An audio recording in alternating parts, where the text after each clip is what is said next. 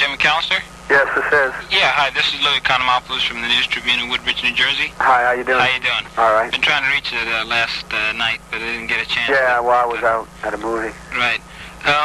What I'm working on is I'm working on a feature story about yourself for my newspaper as well for a national soccer magazine, which I don't know the title of yet. They're working on producing it right now. Oh. So if you have about 10 minutes to spare me, I'd appreciate it. Sure. To answer a few questions, okay? No problem. First of all, congratulations on having such a great season with the Sounders. Thank you. The Rookie of the Year and all. How important is soccer to you right now? Well, it's pretty important. At the end of the season, and when I was with the national team, I kind of thought, you know, I was getting tired of it, you know. Mm-hmm. And then I hurt my knee, and it was kind of like there was nothing to do. There's nothing to look forward to because I couldn't practice or I couldn't run. Mm-hmm. And right now I still can't play, you know, and I wanted to go back to the national team, but I couldn't make it. And, you know, it's really important to me, you know, and that really proved it to myself, you know, how much it was. Mm-hmm. What do you do like now during the off season, now being that you're not involved with soccer? Well, I'm on a full-year contract, so I just got back from the national team, the U.S. team, and I see. I do clinics at high schools and give talks and stuff like to press things and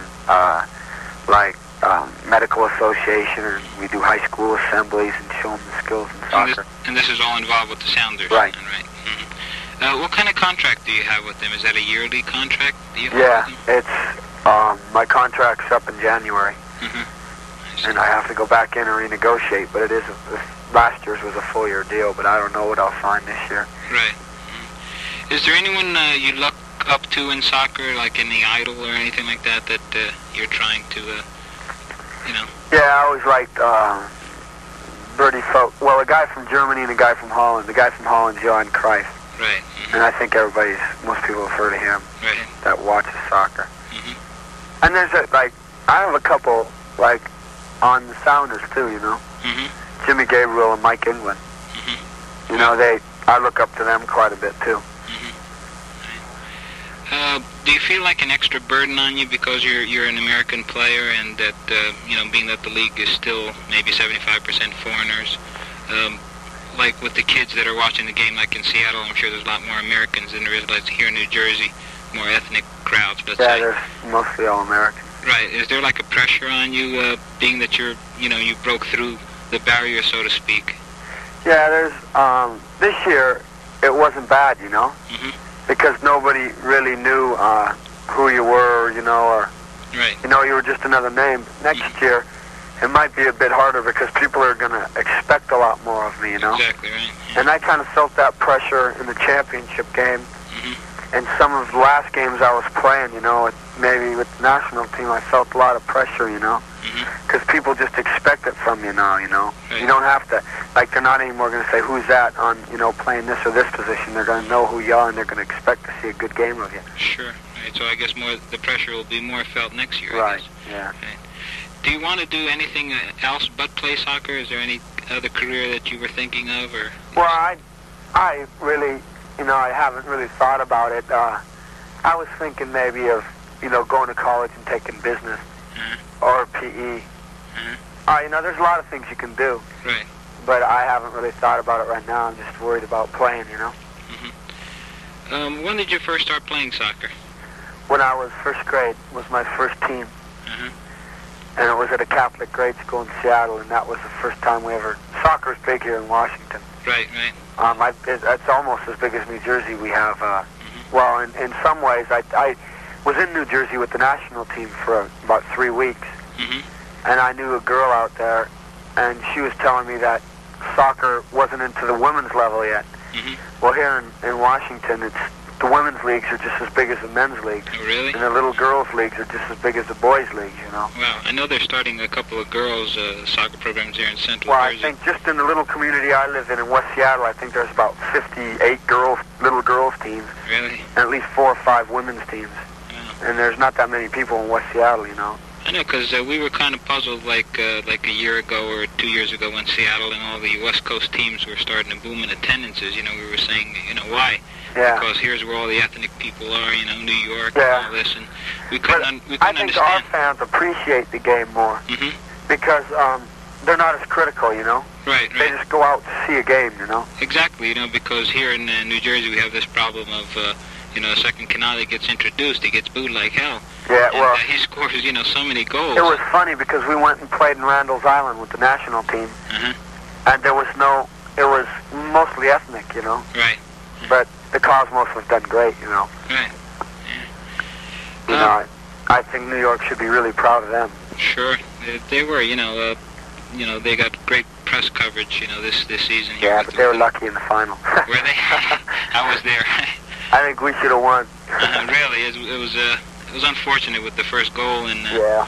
Well, you know, those kind of things happen. yeah. Matter of fact, I saw Chersky yesterday watching the Mexican television that we have here. They had How did Chersky do? It was all right. They won 2-1 over was it Honduras, El Salvador? They got beat by El Salvador 2-1. Oh, they did? Then it was somebody else. Guatemala's better. Guatemala, they beat 2-1. Did they really? Right. I don't know if that was live. It must have been live because at halftime, like, they waited a long time and they ran a lot of commercials. How well did they do? He played good. Tony Chersky he came out and punched the ball out a few Did times. he play the whole game? Yeah, the whole game. He didn't in the other games. The one they won, they won 2-1. He played a half, and the other one he didn't play at all. Who plays? Zaleko Balecki, Oh, the from Toronto. Toronto Yeah. goalie. He's a good goalie too. Right. Tony's a real good goalie though. Tony was good. You know, like we said. You know, He was good in the championship game too.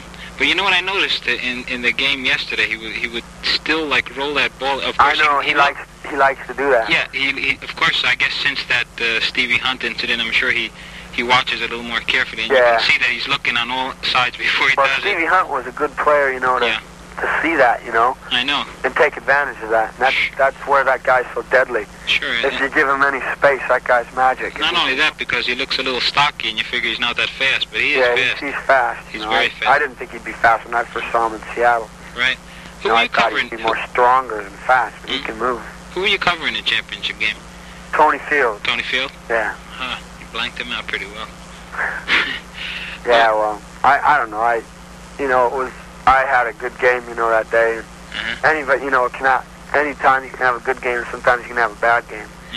You know, and I've seen him play good too, you know. And maybe he just wasn't up to form or something. He's fast too. He's a good player. He's a little spark plug, Yeah. But the funny thing of the way we were joking in the press box was, you know, between the New York press, we were saying that if anyone's going to score a championship goal, it'll be Canalia and a header, which he doesn't do. Yeah. And usually a corner kick, because the Cosmos never scored a corner kick. And lo and behold, it almost happened. It wasn't exactly a corner kick, but it came from the side, and Canalia headed it in, because Canalia is, you know... He's a good player, Canalia.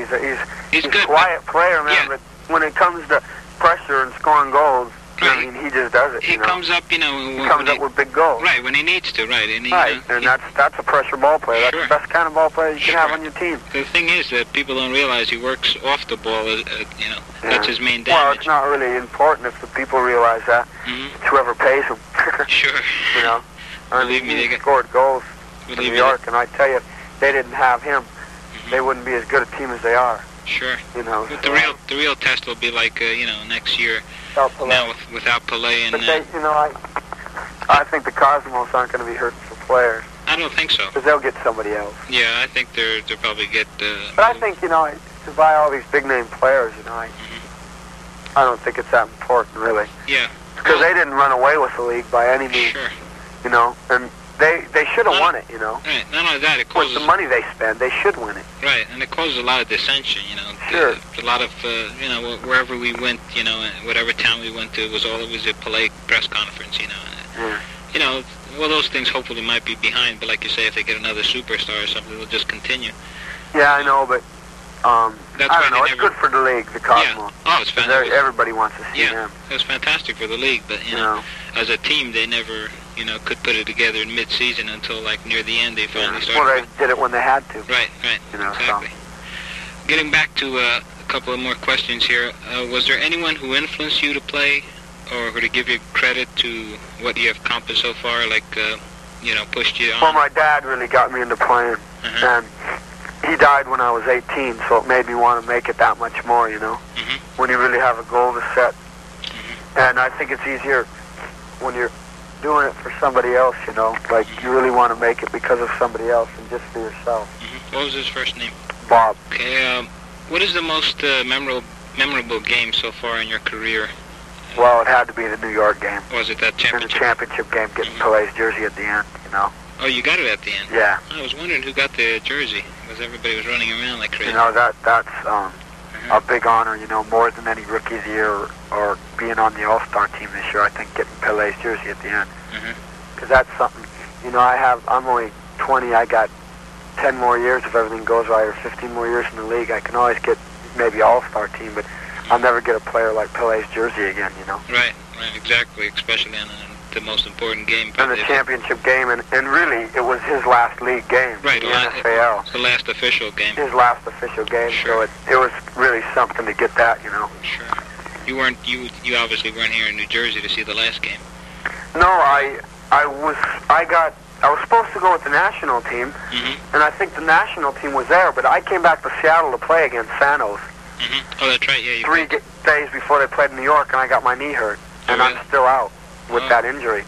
So I couldn't go back to the national team, so there I couldn't go to see the game in New York, but it was a rainy day. And yeah, but it was only justice, that it was a dreary day like that on the guys' last game. Yeah, it wasn't too nice of a day, but I think still it kind of, nobody really cared about that. I know, no one cared about the score. Matter of fact, most of the newspapers forgot to even mention the final score. Yeah. But, well, I don't think the score was what was important. Right. It's that he got something that he really deserved. Right. Because he's just great, I mean, the thing, it really, really made me feel, I thought I had to go to the banquet for being Rookie of the Year, and they said I was going to sit next to him, and I was kind of nervous, because I didn't know if he'd say anything or, what he'd be like. But he was just like a normal guy, and I couldn't believe it. Oh, yeah. He was nice and everything. Sure, especially to us, he's really... And it's funny, a guy that good and done everything, like he has, and he can still be a really nice, normal, down-to-earth guy, Well, that's what's made him so, so famous, I think, more than his... Of course, he's done he can play. That's it. He's done great. No, I wouldn't care what the guy was like. I'd watch him anyway, the way he can play. Right. So. Okay, what would you tell a kid, let's say, just growing up here in America about getting into soccer? Is there any advice, maybe, that since you've gone through? The biggest advice I got is it's not an easy thing, Just like any other sport.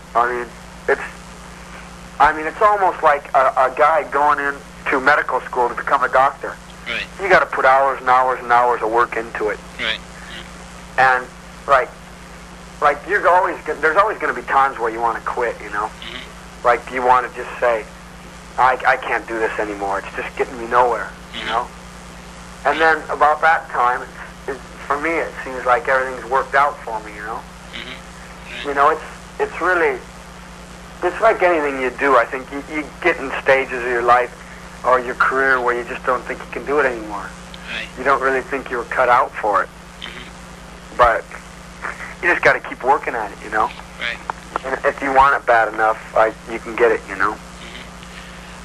Another thing, I guess, is have you always been a defender through your career, more or less? No, when I was little, up until I went to the men's league, the league in Washington, when I was about 13, and sometimes I played forward and midfield, and then when I went to the men's league, I was 13. I was too small to play anything else. Because if I'd play forward, I'd just get murdered, Right. So I played defender. The reason I'm asking this is, because there's always the glory of someone scoring a goal in soccer as well as, let's say, in any other sport. The offense always gets the attention. As a defender, how do you feel about that? Let's say, knowing that, let's say, someone else will be getting the headlines and. Well, I think for somebody that really knows the game, it's not always like that, is it? Right. If you understand the game, it's not always the guy that scores a goal. It might be the Beckenbauer who's the star of the game, or somebody like that, Right. Or Shep Messing, or anybody. Yeah, like that. And if you don't have a good defense, your offense isn't going to do anything. Right. I mean, you could score 500 goals, but if they score 501, you're still going to get beat. Right. What has been the turning point for you in making, let's say, the starting lineup this season? I know last year you played, I think, 1 or 2 games. You started 1 game. Yeah. This season you came through. I think getting older, you know, and getting, like, I could play when I was younger, but I wasn't really ready to take the level of soccer, you know, to take the toughness of it, the mental toughness. You know, you have to be mentally tough to get up, to really get ready for a game twice a week. You know, and I was used to playing once a week, and it gets, you know, it's just it's hard on you a lot of ways, you know.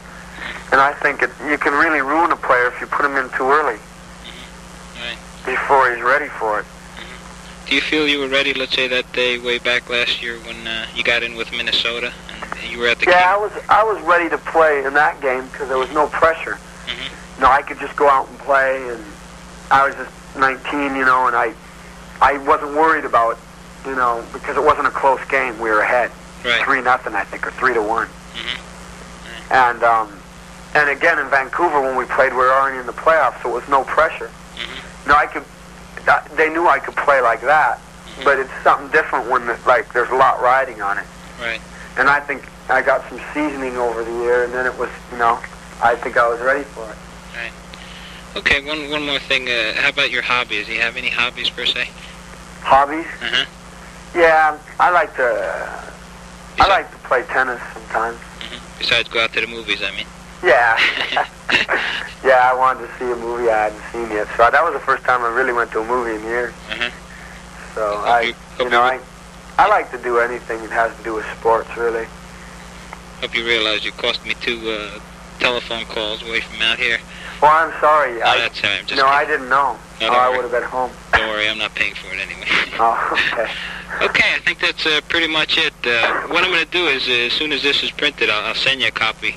No, that'd be great. Would it be all right to send it through the Sounders office, or? Fine. Would that be all right? Put it under my name. Right. Okay. That'd be really great. And now this magazine piece, I don't know when it's going to run. What the word I got from New York, it's going to be in about a month or so. The deadline was October 10th, which already passed. But yeah, and say hi to Tony Bellinger and Moochie. Who's Moochie? Glenn Marnick. Oh, all right. If he's around here, I know he lives in Trenton, but maybe he's around Dallas somewhere. Yeah, he might be, but they're both good players, and they're both from Jersey, aren't they? Right. Yeah. And Dave DeRico. Right. Yeah.